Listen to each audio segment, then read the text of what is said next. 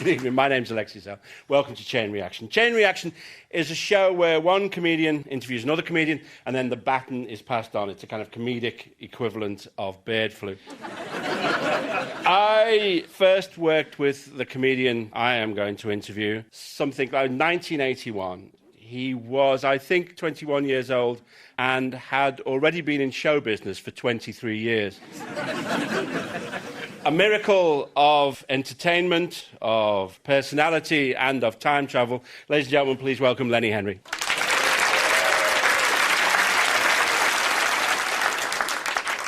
Basically, the way that I'm going to make this interesting is I'm going to talk about me. Yeah. And, you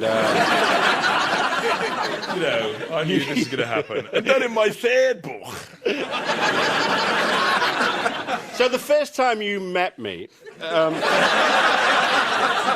was in 1981, and we were doing a sketch for the pilot of a show called OTT, and I in the taxi going to meet you for the first time to do this sketch, which was about tennis, I remember. I thought, oh, wow, I'm going to meet Lenny Henry, and I'm going to tell him about Richard Pryor and Robin Williams, and I'm going to, like, turn him on to, you know, all these kind of performers, and then kind of be your Svengali and stuff like that. Because once we got talking, I realised that you knew far more about these people than me. I actually only knew their names, really. Which I often got wrong. Is this comic called Robin Pryor? He's a black comic. You had all the records, you had all the, you know, so you were already steeped in that lore. I mean, I was. I remember that day because I was really frightened. Lexi, back in the day, was a kind of considerable force, and still is, as far as I'm concerned, in stand-up comedy, and was notable for the fact that when he was on stage, he sort of nailed you to the floor with his jokes, and was very frightening, and used the C word a lot. And if you've just done panto in Middleton, this is really... and you're only 20, this is like, oh, this guy's great, but he frightens me. So on the way to meeting you in Birmingham, I just thought, I wonder what he's like.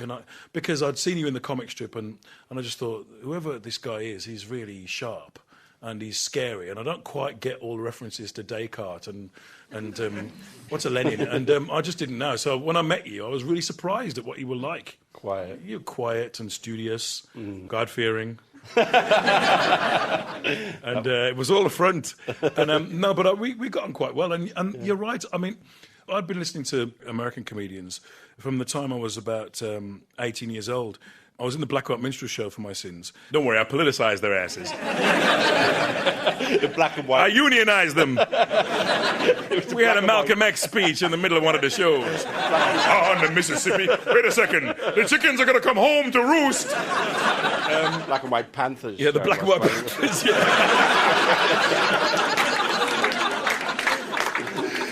Don McLean, Crackerjack, gave me a Steve Martin album called Wild and Crazy Guy and said, "You want this? It's crap." And I listened to it, and it wasn't crap. It was really, really good. And as a result of that, I started to collect Steve Martin albums. And Tony Hatch, downtown, when I won New Face, he said, "You're not going to be a comic." He said, all the time. And he was right about that. You're not going to be... No, he actually said, "You're not going to be an impressionist all the time because it's quite a limiting thing to be."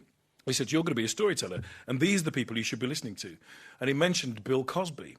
And as a result of listening to Bill Cosby, I wanted to find out about Richard Pryor and Dick Gregory and Flip Wilson. And I started to collect all those albums then. So by the time I met you, I'd heard all of those albums, and I was really up on them, and huge Richard Pryor fan. Given that you were working that, you know, very conventional club circuit weird. And stuff, yeah. I mean, did you feel you could incorporate any of that stuff into your act? What, steal it? Yeah. Sure. I mean, God knows we've all... I mean, Robin Williams is still doing a lot of my material. Hello, John, got a new motor. Nano. It's going to work, isn't it? Yeah, I think it was possible to be inspired by them, certainly. Richard Pryor, particularly, really made me understand about how to kind of generate material about your family and your social circle and your mates and how to perform it, you know. When you look at an album and you see routines called, you know, Kids, Richard Pryor does a routine about his kids lying. You know that bit where he says, don't you hate when your kids lie?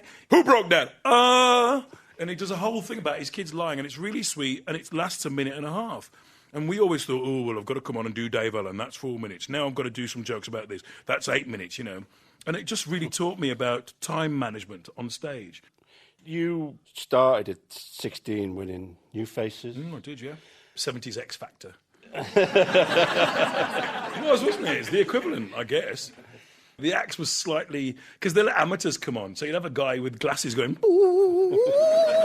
and the bloke with the barking dog, come on, sing! Fly me to the...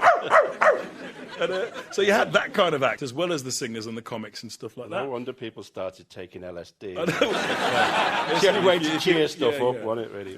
But so for me to be on that as a 16-year-old kid with no experience was par for the course. And really. being on TV, and especially then when so many people watched television, what was the transition like? It must have been very abrupt to be lifted out of your apprenticeship. Really. Yeah, I was an apprentice engineer at West Bromwich Tech, British Federal Welders. And then I got a phone call to come down on the Tuesday to record New Faces, have 3 minutes of material ready. Then I borrowed a jacket and a shirt from somebody. The pictures are great. The shirt collar is like 9 feet wide. And it's just ridiculous. Anyway, and I went on and I won. And they were really kind about me. I was pretty bad, I think. But they'd never seen a black impressionist before, so it was a bit of a novelty. And I was cheeky. But how did your life change? I didn't have to pay to get into clubs anymore. Girls talked to me. And I went to Leicester in a bus driver went, Lenny! And I went, like that. I was just suddenly famous. Also, this guy who'd bullied me all the way through school systematically, it just was horrible to me. He's from Jamaica. He was a real yardie in the ascendant, you know. And after I won New Faces, he came up to me and he grabbed hold of me and he said, you see this man here? You see Lenny Henry here? Anybody mess with Lenny Henry, they have to deal with me. I think when you're doing stuff, especially when you're younger in the entertainment business, you don't reflect on it, you just do it. But then later on, I think, as we've grown older, you sort of look back. You know, I mean, I'm against kind of entertainers whinging about how hard the business is, but it's ever so hard. Sometimes you just can't get a coffee. Do you know? All you want is a coffee sometimes. Do you know, the makake they give me... Are you allergic? You must go to my person because we have hypoallergenic stuff. It's marvellous. There's got to be a 5-minute bit on Woman's Hour. Is it? Yeah, is that what it's for? It down to. Jenny Murray's going to use it to illustrate the male menopause. What do you think was the drive that was powering you to be what you were then and, you know, still what you are now? Do you know what? I really loved doing it. I loved the work. I was driven because I'd been given this chance to do something, and I'd got lucky because I think, although I had a small amount of talent, and I was sort of, I'd got lucky because they'd caught me on a good day on New Faces, and several times they'd caught me doing something pretty good, and it was all right, and people really liked what I did, and something like 9 or 12 million people saw me do it. So everybody thought, that Lenny Henry kid, can't wait to see him in a live situation when he does, you know, an hour and he can really get... And I only had 4 minutes of material. Once I'd done New Faces, that was my material gone. So I spent something like 8 years really in the deep end, floundering for quite a long time, trying to figure out what material to do. Who am I? You know, because a comedian, you know, as Jimmy Tarbuck used to say, you come into your maturity when you're about 40 and you stand and you look around and you go, I'm going to talk about these things now because these are the things that I care about. These are the things that concern me. And when you're 16, all you think is, you know, I want to survive the gig in... But what was it about the life that you liked? That, I mean, apart from the way... I mean, the thing is, you know, I lived quite an insular lifestyle when I was growing up, you know, Jamaican household. Don't know who they were, never found out. And, you know, the sense of humour in our house was very dry. And it was always about food or about how fat your bum was, or it was always jokes about us. But when I got outside, I had some mates called Greg, Mac and Tommy, and they were white guys. So I've done this thing before about being split. You know, I had a Jamaican in the house, you know, Dudley outside the house. So, Mama, I'm going outside now. Hey, green lads, all right. It was a real threshold split, you know. And their sense of humour was different. And Mac was into Python, and they all watched Eric and Ernie, same as we did, actually. But they had an opinion about it. And because I was the funny one in the gang, they sort of encouraged me to keep going. And if it hadn't been for them, you know, living in this quite repressed Jamaican household, I was quite shy, so I didn't really know about funny. But I found out when I was outside the house that I could do impressions and that I could remember a joke and all that kind of stuff. Did you think and I had the stones to get up and do it too. Yeah. I mean, do you think the outside Len was more you in a way? Well, I think so. I think I really you know, the first time I got up on stage in front of all these people was the big turning point for me. I just thought, oh, this is fantastic, you know, because I wasn't really going to be an engineer. I wasn't going to be an electrician or a plumber or anything. And I'd spent a lot of time in my teens kind of going, I wonder what I'm going to do. I wonder if I'm ever going to get to Birmingham. Do you know what I mean? You think you're stuck. You think that's it. You wake up in the morning on your way to college, and you look out the window and go, is this it? Is this really it? And so when I went on stage in front of these people, and they laughed and they enjoyed what I was doing, I thought, I've got to figure out a way to get to the part where I'm good at this. Because I can get away with being stupid and falling over and improvising, because most of it was improvisation at the beginning. And I've got to get to a point where I can be like, the people that I saw were Stan Boardman, Doddy, Charlie Williams, George Roper, Manning. I saw all those guys. And whatever you think about them, when you saw them in a club situation, you thought, wow, they've got an act. And you just thought, I would love to be able to entertain an audience like that, with an act like that, you know. And that's what you aspired to. So my 70s was trying to get an act like that. And then near the end going, I don't want to be like that. Because I was doing the summer season route, I was slightly trapped in a kind of other performer's skin, you know. So you're 19, but you're wearing flares and a big bow tie, and you're telling jokes about your mother-in-law. The mother-in-law. I didn't have a mother-in-law, but I was doing mother-in-law jokes. But I was listening to Richard Pryor and Bill Cosby and Dick Gregory, and so I was getting quite politicised. And I'd also, near the end of the 70s and beginning of the 80s, started to come down to London and watch some of the comedians there. And I'd been to America and watched a lot of what was going on in the clubs there. So I sort of knew that there was going to be a change, and I didn't know how I was going to do it, but I really wanted to do it. And when I went to the Comedy Store and the comic strip, and I saw not just Dawn and Jennifer, but Rick and Aid and you and Arnold and all those people, I just thought, oh, this is it. Yeah. This is the thing, and it's politicised, and you can say things about things, and you don't get people going, ooh, that's a bit political. Because, you know, in the working men's clubs, you know, if you said anything remotely political, ooh, a bit political, that. We don't do politics here, son. Want to do politics? Go down to the local union club, all right. But to me, it felt like that was a choice, you know. The choice of not doing that was a political choice. Because I loved watching you guys, and I just thought, I want to do stuff that's more like that, you know, that's more about who I am and class and my family and where I'm from and all that. And I just thought, if I cough very loudly when people mention the Black Hot Minstrels, I might get away with it. And so I chose to do more stuff that was going around at the time. I did stuff about the riots in Brixton and in Birmingham. I did stuff about the police. I did stuff about being black. I'd never done stuff about being black. And suddenly, my audience got hipper and they liked it. And actually, the more authentic and roots I got, the bigger the audience was. You know, I mean, on my first show, I did, you know, Fred Dredd and all that kind of stuff. And they really liked it. You know, I got nominated for a BAFTA for that first show. So it was a kind of weird place to be. You know, you sort of thought, oh, God, I wish I'd done this 5 years ago. Your younger comic now, which I really envy them, is they have the ability, I mean, as much as we have, but they also have the support system. They have the agents and the lawyers and so on. I mean, there was nobody out there for us to... There was no, like, hip my agent was not hip. He used to put on these shows in Bournemouth, what? Blackpool, what? And talk like that. Hello, Lenny, what? But that was all that was out there. That was all that was out there. You couldn't... And he was a great bloke, but he just said, look... You know, you're in the Black Hot Minstrels, but think of it as experience. Think of it as you're playing all the biggest theatres in the country. Think about it like that. You're playing to sold-out audiences who don't really care that you're on. What am I doing it for, then? Why am I here? Ooh, we can't wait for the singing. You know, so, but he just said, you know, just treat it as experience, and I did in the end. And then when I went to him and said, I don't want to do this anymore, he was cool. He said, all right, then what do you want to do? And I said, I want to do a show where they don't black up. I don't know about that, Lenny. What? I thought there'd be company for you. So to get back to me again, you'd actually met Dawn once before, I think, at the comic strip. You introduced me. Well, but the second time you met her, when you got off together, you'd come to see... I'm a Cupid, you know. Yeah, you are. I can't see you in Whoops Apocalypse. That's right. I mean, Parky doesn't do that. Parky. So when you go to Parky, it's sort of he's got a shield of journalism, and he doesn't really know me. I know him, but he doesn't really know me. But you know me, so you can talk about stuff, and I'm going, oh God, what's he going to say now? That's why this is going so great, because of that. Do you remember that pie that I bought? In 87 it was. I mean, what was it about Dawn that you know? gave you the hots for each other. When we started doing OTT, I came to the comic strip to see, because I told Tarrant that we haven't got any women writers. What's the matter with you? Because the comedy's a bit boysy. And he said, well, all right, if you can find some girls to write for the show, you should go and get some.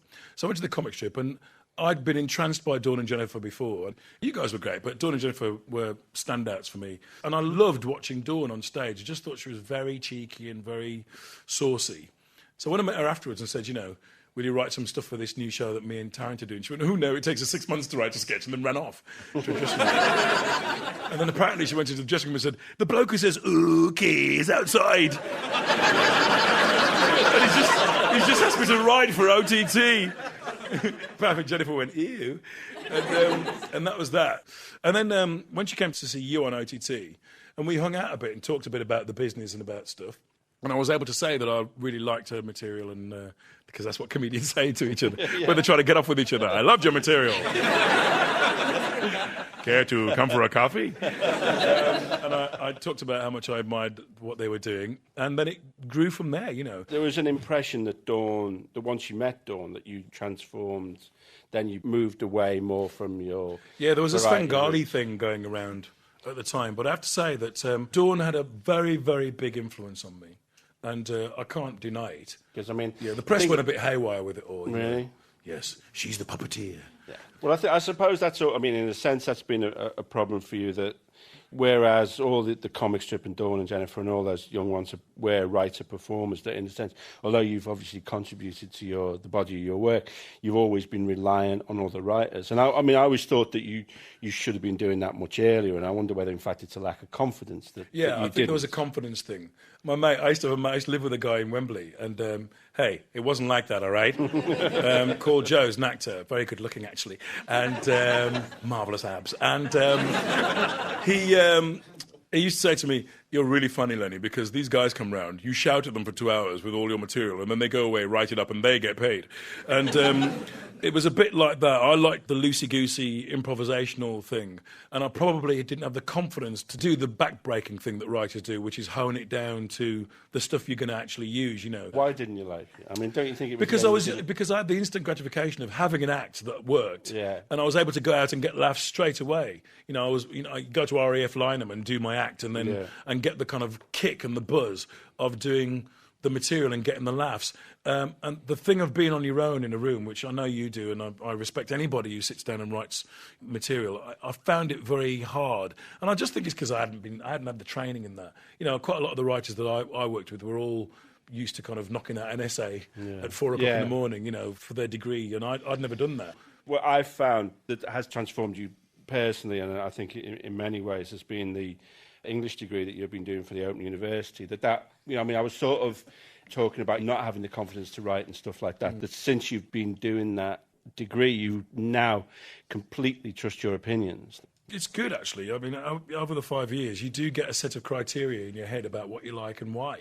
And I think that's what it's given me the confidence to sit down and try and write my own material now, and try and write, story ideas for films and for television. I still respect writers hugely, except for you. I'm kidding in here. I read all your work. You send it to me. Love, Lexi, please read this. I want the bricks that they're wrapped in back as well. I built the barbecue. But it ain't just a cakewalk. It ain't just, I'm going to write something, which is what I did. I thought, when I wrote my first screenplay, I'll write a screenplay, and then you write it, and then it's crap, and you don't know why, Can you look at this? And people like Richard Curtis going, well, Lenny, I think let's spend some money and have a few drinks before I tell you what I think about this. But now, I think my approach to writing is different. I feel like I'm finally getting to say stuff that I want to say. How long have you been in show business now? 30 years. This is year 31. Well, I mean, it's an extraordinary achievement. I mean, one of the things that I remember, I think it was also out when we were doing Whoops Apocalypse. So you were in reception, and there was the boyfriend of the producer, who's a black actor, but he was giving you terrible shit about Joshua Yarlog. Well, he was right, actually. But in another way, he wasn't, because, I mean, why do you have to carry the burden of being black? Because I was the only... me and Ellen, the woman with the very big bosoms, were the only black people on the show. And if you're black sitting at home... All right, you've got to picture this, right? Charlie Williams comes on the television, and there aren't any black people on television. You know, Bill Cosby on I Spy, they wouldn't let Cosby touch a woman unless she was dead. So, you know, the only black people on television were singers on Top of the Pops or the odd actor, you know. Cy Grant might show up in Z-Cars, you know, that was it. So, you know, you're sitting there as a black family and a black person comes on and you go, hooray, there's a black person on the television! There's a black person on the television! And you'd ring, if you had a phone, you'd ring people, there's a black person on TV, you know. You must watch him and support him because it's important. So there's that going on. And then you come on in a grass skirt with makeup on, going, Katanga, my friends. Now, come on. Your whole family go, why did he have to do that? He couldn't represent us with something more intelligent. Now, the fact of the matter is, we did try and make Josh Yarlow more palatable. But in the end, when me and James Hendry and Ian Brown started to write it, we got a weird thing about him. I just like the fact that it was an impressionist from Zimbabwe who couldn't do any of the impressions, you know. And now Harold Wilson. I think I said this in Brighton. To me. Alexei Sayle, hello, John, got a new motor? Thank you, good night. You also, I loved didn't you say that it was me who told you to use the catchphrase Katanga as well, which was a massacre of nuns during the Civil War in the Congo? Yeah, I remember that. Yeah, thanks a lot. So it was like quite a lot of Congolese people ringing it. I hope you realize this is the most sad thing that ever happened to us here in this region. It's like having Auschwitz as your catchphrase. Auschwitz! It wasn't you. It wasn't me. You were the one who said that Delbert should be a real white boy. It should be a genuine thief. But the fact is, when you're a comic, in a way, you train your entire brain, don't you, to search out your comic potential. I know, if you see a car crash, you think, oh, can I get 2 minutes out of that? You know what I mean? It's a bit cold. Well, we are in a way. Cold-blooded being a comedian. Well, we are. I mean, we are. I always say we're the lone wolves of the kind of entertainment business. That we hate each other, for example. We're doing this just for mutual publicity, but. We've never met before, in fact. I mean, all this kind of hinterland of knowing each other has actually been put together by a team of writers. I think mine are doing very well. Yeah, I'm going to fire mine. One of them's got a kid that's ill, but I don't care. It's you, like any comic, but particularly your antenna are always out there looking for what you can use. And I mean, in a way, it is I like quite playing. cold. I like to play. Yeah. I'm not the kind of cruel. I don't really like the cruel stuff that you like, but I do like to kind of exploit a comedy situation. Yeah. So how much of that carrying that weight of representing the black? I mean, do you think it's valid, really? I do think it's valid, and I think that it's very difficult, particularly nowadays, when there's still not very many black people on the telly. Just you, isn't it? I mean, not on the telly, but I mean, Robert McGarvey. Just me and Trevor McDonald. And Ainsley. We're in such trouble. They need to get some more folks up there. But in the wonderful world of LE, I mean, you've beaten them all off. I mean, there was Richard Blackwood. I have not beaten them off, thank you very much. There's some things people won't do to get a part laugh. Well, no, I do think there's, in the way that women have been able to get some elbow room in the entertainment industry, I don't think that Afro-Caribbean artists have been given the chance. And there's a huge circuit, there's a huge black circuit where they could easily cherry-pick 2, 3, 4, 5 people. Why hasn't it happened? I don't know. I think they think, oh, well, you guys had the real McCoy and you did that for 5 years. We're on to something else now. Whereas I think that's wrong. I know it's wrong. But what can I do, Lexi? I can't do it all on my own, lad. And there are so many good people out there. Felix, Dexter, and Curtis Walker, and Luella Gideon, and Stephen K. Amos, a very, very funny guy. And Jeannie Yashere is very funny. But there just seems to be like, oh, yeah, that's over. We're doing something else now. And I think that's a real shame. Mm-hmm. Yeah. Well, maybe you're happy with being the only... I get panto in Bradford, not them. I'd mouth them sentiments about helping other people. But you guys really need a leg up. Quick, give me that after dinner speaking job. Cutting their brake cables. I was going to mention Dawn's theory before, that she has a theory that American show business has a kind of fund where they lure British comedians over to America and then humiliate them. And that happened. Send them back with their tail. Well, it certainly happened to me as well. And again, there was a thing, I was reading an interview with Ricky Gervais where he was saying, I turned down all those Hollywood leads and He's stuff right, like that. actually. Well, he's right to do it, but I also think, well, I suppose trying to find some crumb of comfort for myself in this, that I think he wouldn't have that attitude if I hadn't gone and maybe, well, done those terrible films. You take everything personally. Terrible. I invented, well, you know my theory that I invented everything that I Yeah. started. I invented stand-up. Yeah, I know. And, but yeah, I think British comics now have learnt that, you know, the first time they see your series in America and they offer you a part in a Disney film, you don't just go. Well, at least you didn't go on the Golden Girls like I did. No, but I was that. the hot new comic from Britain who spent half the movie as a white guy. Hey Lenny, that film was good. Who was the white guy? The lure of the States is so seductive, isn't it? I mean, in the 80s it was for me, because all my favourite comedians were American, present company accepted, of course. And I had that thing about me that I wanted to be like an American comic. And what was very funny was, when I got out there, I thought, I had this big epiphany. I was on stage at this place called Catch a Rising Star. And I was on stage doing The Blues Singer, and I was doing Theophilus P. Wildebeest. As I was doing it, this big thing in my head said, do you know what? They've got people who do this, Len.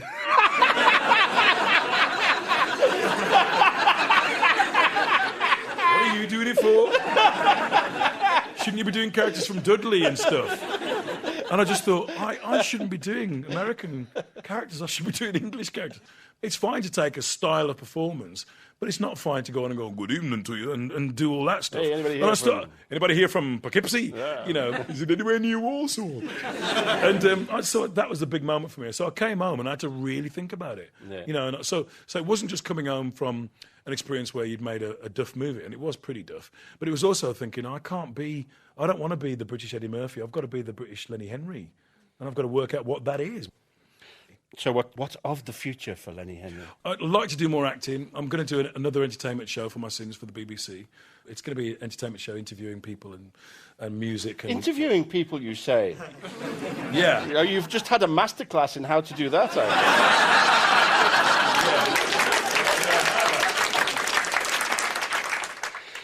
All right, that'll do. Thank you very much. It's been nice talking to you, Lex. It's been nice talking to you, then.